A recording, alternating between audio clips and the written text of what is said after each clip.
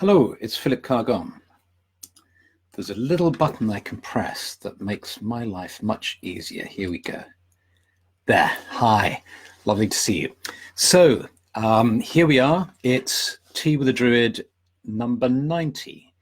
Do say if you can hear me and see me, and say where you're from. It'll be great to see you.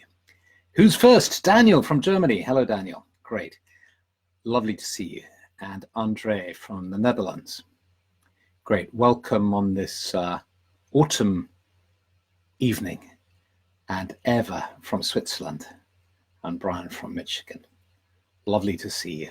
And Adi from New Zealand, from the other side of the world, where Adi's just waking up. That's fantastic. Great.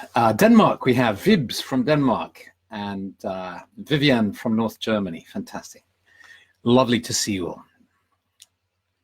So these are times where we can be together wherever we are in the world, and just to think about things that we care about and that are important to us. And we were exploring over these few sessions the triad that I suggested a few weeks back, which is 3 sources of comfort: knowledge of the divine origin of all creation, the one source of all being; inspiration of the teachings of mystics and sages; and support in the fellowship of like-minded souls. And last week we looked at the power of community and the importance of community, the level of support it gives. And the focus of this triad is really, I think, particularly relevant at this time we're living through at the moment, where the world seems so turbulent that we have to make a little bit of an extra effort to find stability and calm within. And this triad certainly helps me to do that. Knowing that I'm in contact with people like you around the world, members of the order, people interested in Druidry, people interested in spirituality, people of goodwill all over the world. That gives me a source of strength and comfort. And I widen that circle of community to the community of all beings, of nature, of the animals and the trees and the plants. But what about the teachings, spiritual teachings? Let's spend the evening, our time together, looking at that, and then we can have a meditation around that as well. We have Crow from Mexico. That's fantastic. And Jane from South Carolina. Fantastic. And Pat in Ulster. Hello, Pat. So teachings. The first thing I think that comes to mind when one talks about spiritual teachings is it's quite natural to fall into a position of perceiving this as being passive. I receive these teachings. It places me in a position which is called in Gestalt the underdog. I'm the underdog, and there's the top dog, which is the book, the person giving the teaching. In another sense, it's like being a child in relationship to a parent. But if you look at what's going on really, or what should be going perhaps on, is education. And the key we can discover is in the etymology of the word education. It comes from 2 Latin words, educere, meaning out, and ducere, lead or guide, so lead out. So education should be leading out, helping people to discover from within, to bring it out into their consciousness. And that's the best kind of learning. When you go to a workshop, you can go to a workshop where the presenter just gives you a whole load of facts that you're supposed to absorb. And another presenter actually asks you key questions that trigger a process in your mind, and you come to the conclusions and discover things yourself, which probably the workshop leader knew and could have simply presented to you. But it's always more effective if you can discover it yourself with the help of an educator, somebody who leads you out. So then the process of being in relationship to teachings becomes empowering rather than disempowering. Teachings become a vehicle to trigger your own realizations, your own inner growth, your own understanding. And you know that very familiar feeling of when something really strikes home, you sort of knew it already. You just needed that person to say it in that particular way on that particular day for you to realize that you actually knew that already. And so, and of course, the best way to do that is in the form of a conversation. I mean, I wish the technology was great enough for us all. I mean, I've tried with webinars and it's kind of awful because broadband bandwidth doesn't work really. You know, where we could all be actually talking, which is why I love doing retreats and workshops where we can sit together and we can engage in the art of conversation, where we can converse together and exchange and share. So, okay, so I think that's, for me, when I think of spiritual teachings, I don't think of myself becoming just a receptive vessel. Sometimes I do. Sometimes I think it's nice to just receive. But I see it more often, excuse me, more often as a process of me engaging with the material to discover the illumination that it can provide for me. So, okay, so let's ask ourselves, what are the vehicles for what we're calling spiritual teachings? Well, I think one list you could make straight away is you could say, spiritual teachings come to me through texts, words in some form, through people and through places. And there's an obvious way in which these teachings are transferred. You read a text that you understand and it provides clarity and insight, triggers a growth process in you perhaps. That's an obvious way. And the experience of being in conversation with somebody who draws you out of yourself, who has a stimulating conversation with you that inspires you in some way and helps you and supports you. Or you go to a place that inspires you and somehow brings you some sort of sense of illumination. And of course, that's the function of sacred places. So these are the obvious ways that these three vehicles of teachings work. The vehicles of the word, the person, the place. But there are subtle ways in which they can reach us too, and subtle levels of meaning. So let's think of these three things. Let's think of texts, for instance, or words, spiritual teachings as expressed in words. Well, one of the things we do in the distance learning course of the Order is we try to use brevity, briefness. We don't send masses and masses of stuff. The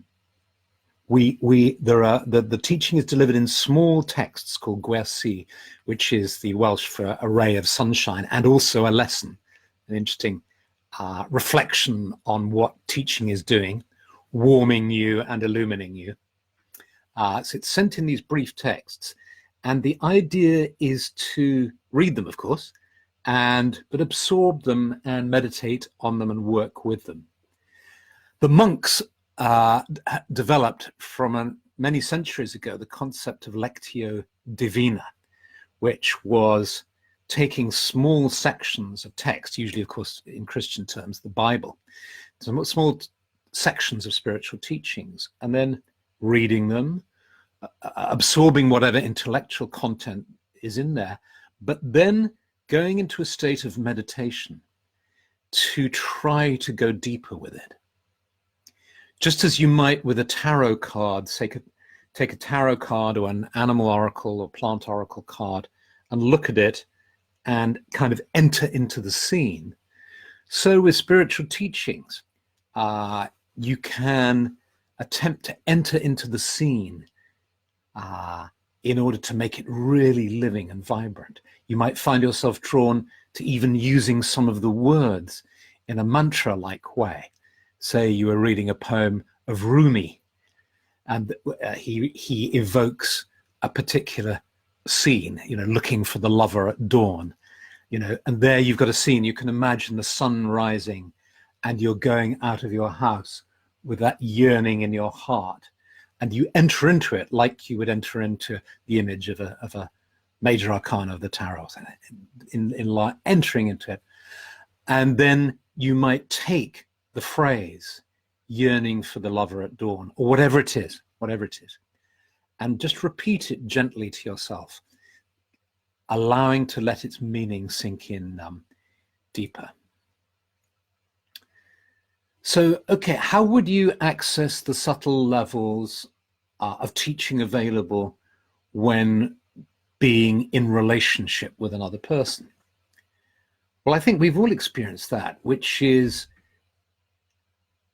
when we allow ourselves to sit in communion with them, in silence with them, where we go deeper than the sort of surface flow of conversation, and we share our innermost thoughts and feelings. We revive the art of conversation, which the American transcendentalists were so keen on doing. And then we can ask ourselves, how do we access the subtler levels of teaching that the land can give us? And here there's that beautiful concept that's articulated in the tantric Buddhist tradition of Dharma teachings, which is this idea that teachings can be hidden, either literally physically, like manuscripts or statues or objects hidden in the ground, or at a subtler level where teachings are sometimes hidden. The island of Iona in Scotland, the Isle of the Druids as it used to be called, is the place where I have come across this most strongly, and also in the 7 lakes of Rila in Bulgaria, where you sit, and on Dinas Emrys in Wales. I have there actually a number of places where you sit, and if you just open yourself, it's as if you're being taught, not in my experience in an intellectual way of kind of hearing voices or teachings or making contact necessarily with any inner guides, but just some profound experiences and energies are being transmitted in this very fine and subtle way that is somehow inspiring me and illumining me and making me feel as if I'm growing and developing spiritually and healing too. And that's, I think, why sacred places exist, or one of the reasons why sacred places exist, to somehow act as repositories of spiritual teachings. So this is great to know. It doesn't, so spiritual teachings in my understanding doesn't just mean reading sacred texts or listening to people talking about spiritual things. It means being in places of power and beauty, spending time with people who are wise and loving, and engaging with words that convey spiritual teachings. And let's now, for our meditation, let's take that idea of spiritual teachings being contained in a place or emanating from a place.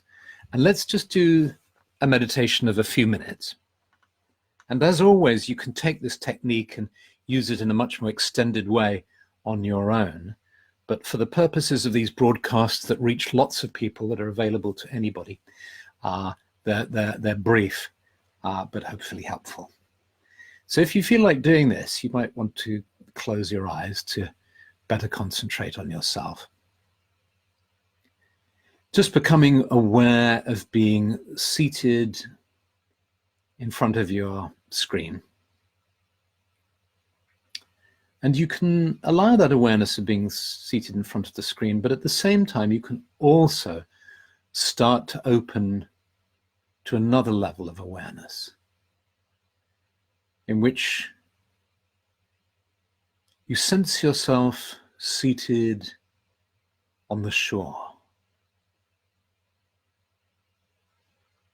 The sea is lapping gently on the strand.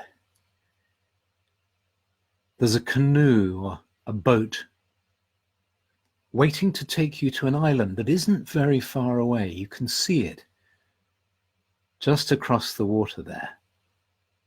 And you know and sense that this is a sacred island.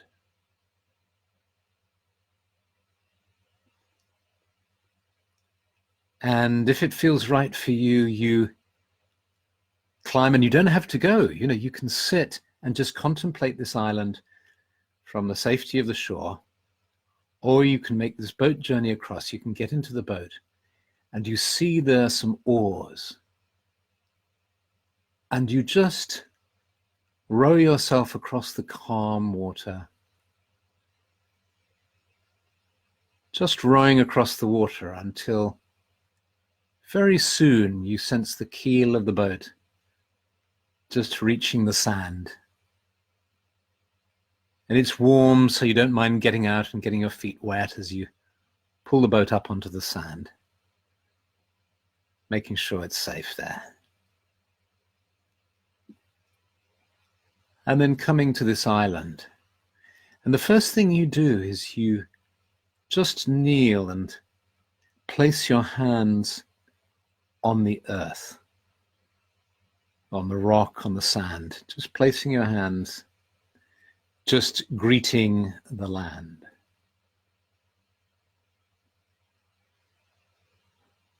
You give your love to this place and you thank this place and the spirit of this place for allowing you to be there.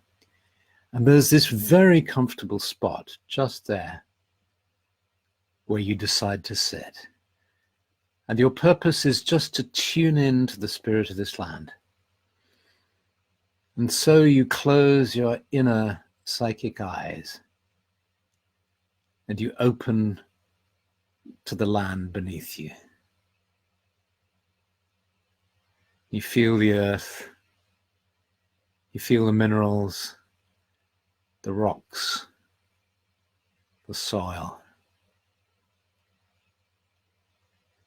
You sense the plants and trees around you too.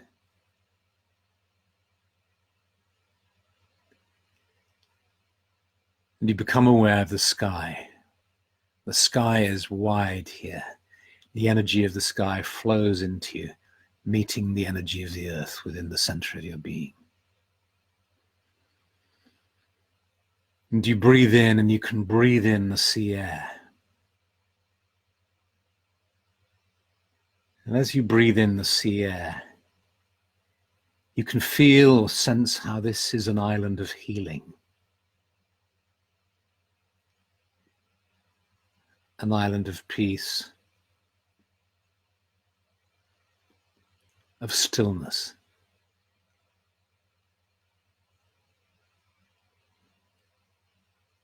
And you just gently breathe in and breathe out,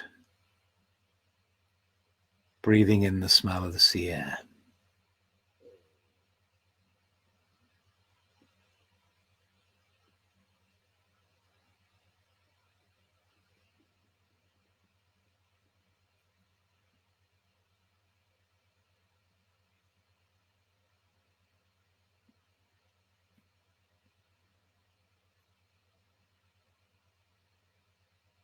And you sense how people have lived here in the distant past as hermits,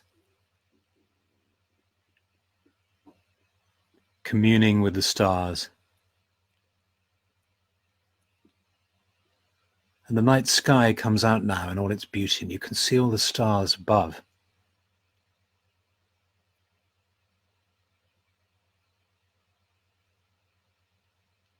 And you see the moonlight on the water.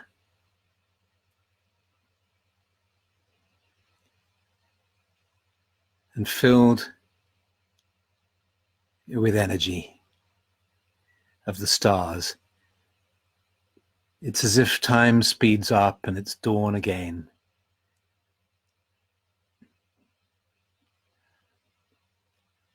And the sunlight is now playing on the water. And you take your leave of the island. You give thanks to the spirit of the island. And you get into your little boat. Having pushed it off, you climb in. And you start rowing towards the shore, across the sound. And soon the boat reaches the other side. You can feel the keel against the rocks and the sand. You climb out, you pull the boat up, and you sit down and you look at the island. This little holy island, this sacred island in the sea. And you close your eyes and you give thanks. As you close your eyes, you smell the sea again. And gradually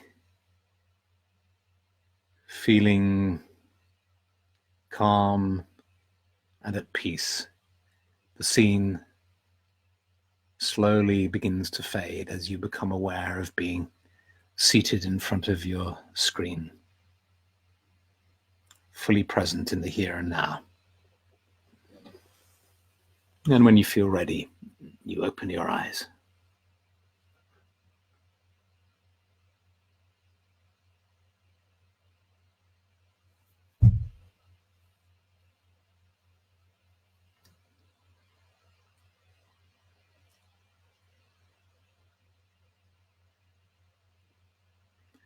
So,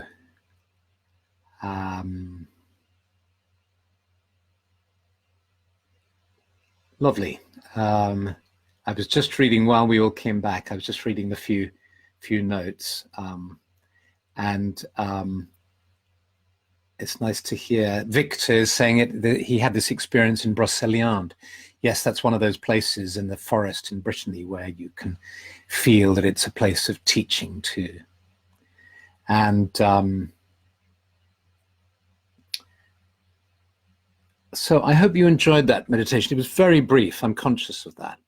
But it's a technique you can use. Basically, you go into a state of relaxation and then travel in your mind to a place that perhaps you visited, such as Brocéliande for Victor, or Iona, or one of the wonderful Scottish islands, or a mountaintop, or wherever you feel inspired.